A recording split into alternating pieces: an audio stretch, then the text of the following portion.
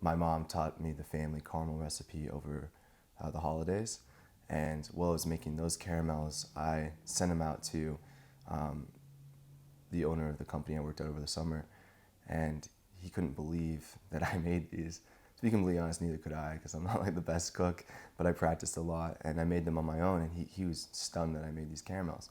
And he's like, "You made these?" I was like, "Yeah." He's like, "No way, you did not make these." And then he was telling me that the CEO of the company kept coming into his office to take them, and I was like, "Oh wow, people really like these things."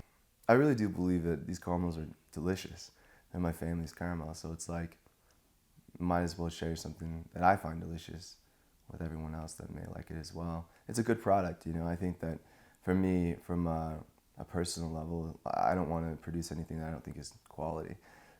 We take the ingredients and we melt them down, and then you have to get them to a certain temperature. So we do this process called cold water testing. So it's an old candy making technique that my mom taught me, because a lot of candy thermometers can't tell the actual temperature.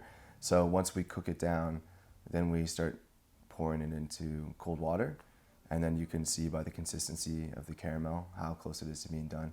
And then after we get it to the right consistency, we pour it in to different pans that they're going to set in, and it sets for 24 hours. The next day we cut it up, and then we roll them and package them.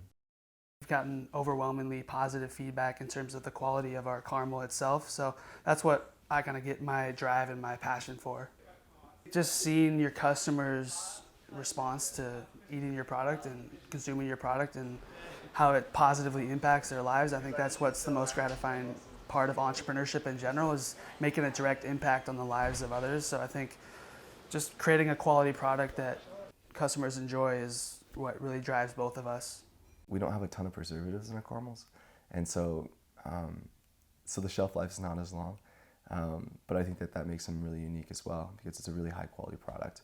We use like Himalayan sea salt. We use pure vanilla extract. A lot of the times when you go to a store, you can only get like chocolate covered caramel, or even chocolate and nuts and caramel, and this is just caramel. Somebody else can, you know, they like caramels, but they're so used to having a hard caramel.